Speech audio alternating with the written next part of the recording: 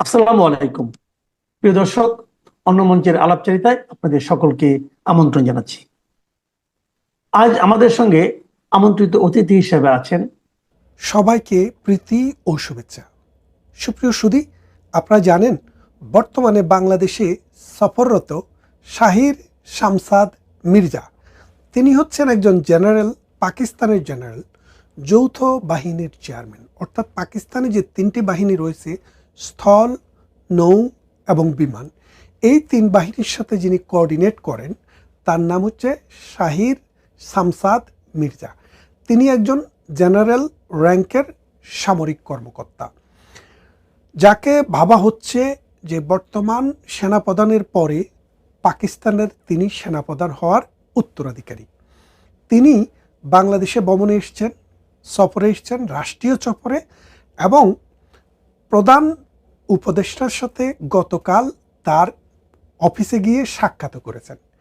এখন বাংলাদেশে পাকিস্তানের সেনাবাহিনীর জেনারেলদের আগমন হঠাৎ করে বেড়ে গেল কেন?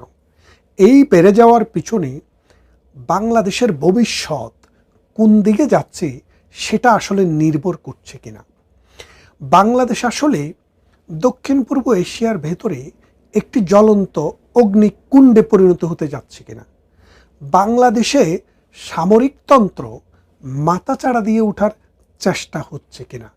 বাংলাদেশের যে পরীক্ষিত বন্ধু ভারত, যাদের সাথে ভালো সম্পর্ক বাংলাদেশ নামক রাষ্ট্রটির অস্তিত্ব টিকিয়ে রাখার জন্য খুবই গুরুত্বপূর্ণ বলে আমরা যারা মনে করি এবং যারা মনে করেছেন তাদের কাছে এটাতে কি সিগন্যাল এসছে।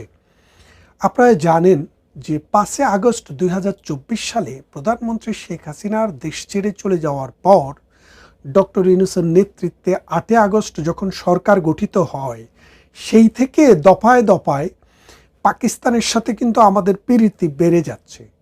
আমাদের হঠাৎ করে পাকিস্তানের সাথে প্রীতি বেড়ে যাওয়ার মানে পুরান প্রেম নতুন করে উথলে উঠার এর কারণ কি? আমরা রবীন্দ্রনাথের গানে শুনেছি যে হৃদয়ের একুল অকুল দুকুল বেসে যায় সজনী।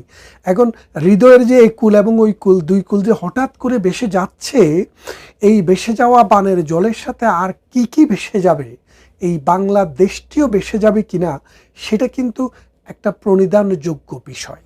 আপনারা দেখেন যে বাংলাদেশের সাথে পাকিস্তানের যখন যুদ্ধ হয় 1971 সালের মহান মুক্তিযুদ্ধ, সেই যুদ্ধে এই পাকিস্তান বাহিনী আমার দেশের 2.5 লক্ষ নারীকে ধর্ষণ করেছে। আমার দেশের 30 লক্ষ মানুষকে নির্বিচারে নির্মমভাবে হত্যা করেছে, যাদের অনেকের লাশ নদীর স্রোতে মিশে গিয়ে মাছের খাবার হয়েছে। আমার দেশের 1 কোটি মানুষ, লিটারালি 1 কোটি মানুষ দেশান্তরিত হয়ে ভারতে আশ্রয় গ্রহণ করেছে। আমার দেশের অসংখ্য হিন্দুকে, হিন্দু নারীকে এবং হিন্দু পরিবারকে বাড়িঘর সব কিছু জ্বালিয়ে দিয়ে দেশ ছাড়তে বাধ্য করেছে। আমার দেশে এমন কোনো গ্রাম, মহল্লা, পাড়া নেই যেখানে এই হায়না বাহিনী আক্রমণ করেনি। আর তাদের সাথে সহযোগিতা করেছে কারা? আলবদর, আল শামস, শান্তি বাহিনী, রাজাকার, জামাতে ইসলামী, নেজামে ইসলামী এবং মুসলিম লীগ। আমাদের মুক্তিযোদ্ধা কারা? এদের একটা সংজ্ঞা আগে ছিল, এখনও আছে। সাম্প্রতিক মুক্তিযোদ্ধা বিষয়ক যে উপদেষ্টা আছেন তিনি বলেছেন এখনও মুক্তিযোদ্ধার সংজ্ঞা হচ্ছে যারা আলবদর, আল শামস, নেজামে ইসলাম, মুসলিম লীগ, জামাতে ইসলামী, শান্তি কমিটি এবং পাকিস্তান বাহিনীর বিরুদ্ধে যুদ্ধ করেছে, তারাই হলো মুক্তিযোদ্ধা। তার মানে এই বাংলাদেশটি গঠিত হয়েছে জামাতে ইসলামের বিরুদ্ধে যুদ্ধ করে। এই বাংলাদেশটি গঠিত হয়েছে নেজাম ইসলামের বিরুদ্ধে, মুসলিম লীগের বিরুদ্ধে, আলবদর, আল শামস এবং রাজাকারদের বিরুদ্ধে যুদ্ধ করে। যেই সংগঠনগুলো তৈরি করেছে মূলত জামাতে ইসলামী।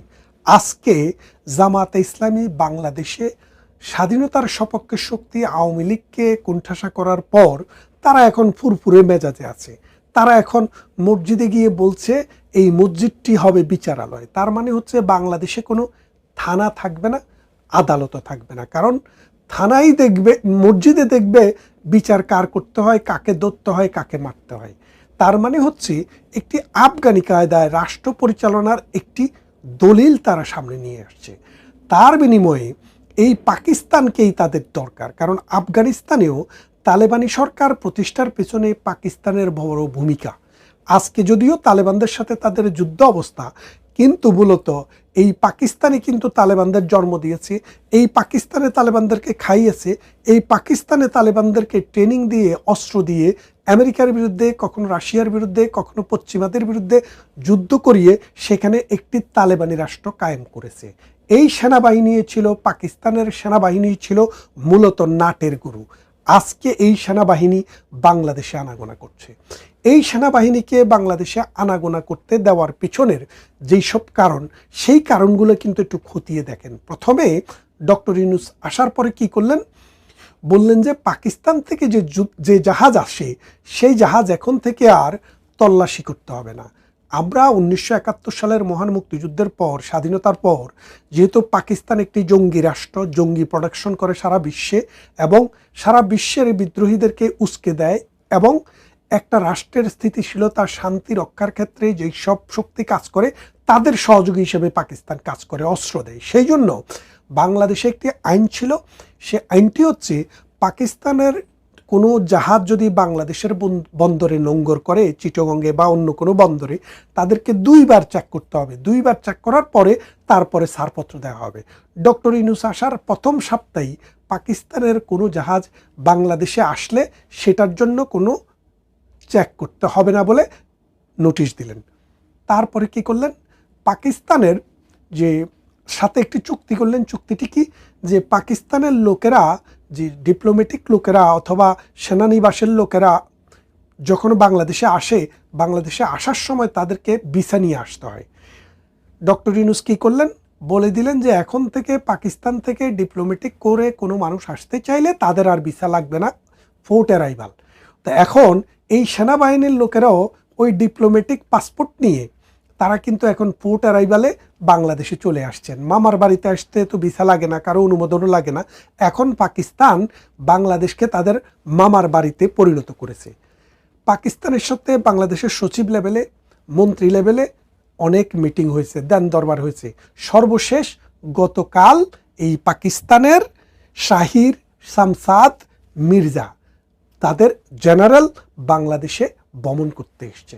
এখন এই ভিজিটটিতে ভারত কি বার্তা পেল, ভারত কি বার্তা পেল এবং ভারতের পজিশন কি? আপনারা যদি ভারতের টিভি, রেডিও, নিউজ মিডিয়া একটু খোঁজ করে দেখেন, তারা প্রকাশ্যে বলছে যে বাংলাদেশে পাকিস্তানের যে জেনারেল ভিজিট করছে, এর মূল কারণ হচ্ছে ভারতকে হুমকি দেওয়া, বাংলাদেশের ভূখণ্ডকে ব্যবহার করে ভারতের উপরে হামলা চালানো, এবং বাংলাদেশের সাথে ভারতের যে 7টি স্টেটের বর্ডার রয়েছে, সেই বর্ডারগুলোতে বিশৃঙ্খলা সৃষ্টি করা, এবং ভারতে যে বিচ্ছিন্নতাবাদী গ্রুপসমূহ রয়েছে, নাগাল্যান্ড, মিজোরাম, আসাম, ত্রিপুরায়, এইসব বিদ্রোহীদেরকে অস্ত্র সরবরাহ করার পথ অনুসন্ধান করা। অর্থাৎ বাংলাদেশে যখন পাকিস্তানের মিলিটারি বাহিনী, পাকিস্তানের গোয়েন্দা বাহিনী বর্ডার অঞ্চলে যখন ঘুরে বেড়ায়, তখন আপনি বুঝবেন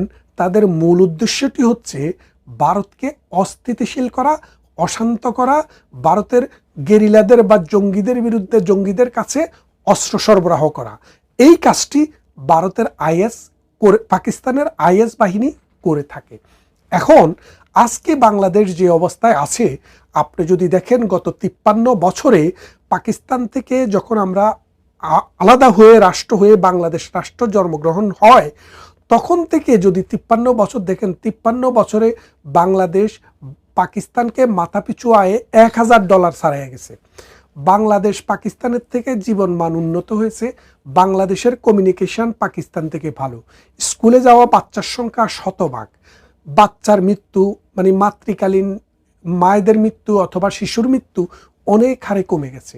ওয়ার্ল্ড ব্যাংকে আমাদের যে রিজার্ভ, ফরেন কারেন্সির রিজার্ভ আমাদের আজকের দিনেও 20 বিলিয়ন, পাকিস্তানের আছে মাত্র 6 বিলিয়ন, তাও সৌদি আরব এবং আরব আমিরাত থেকে দাঁড় করে সেটি রাখা হয়েছে।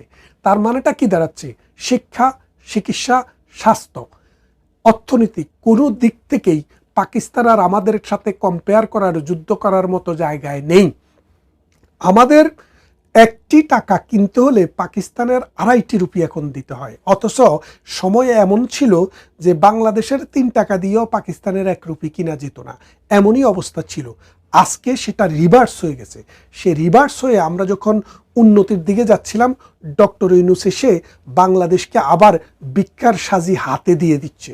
পাকিস্তানিদেরকে গণহারে এদেশে আনছে, বিভিন্ন লেভেলের পাকিস্তানিদেরকে এনে বাংলাদেশে মিলিটেন্ট গ্রুপকে সোচ্চার করছে। কারণ ডক্টর ইউনূস বুঝতে পারছে এখনও বাংলাদেশে একক দল হিসাবে বাংলাদেশ আওয়ামী লীগের চাইতে বেশি সমর্থন কারো নেই। অর্থাৎ বাংলাদেশ আওয়ামী লীগের চাইতে, বাংলাদেশ আওয়ামী লীগকে যদি ধরেন আপনি 35 থেকে 40%, এর বাইরে কোনো দলের 25% সমর্থনও এককভাবে বাংলাদেশে নেই।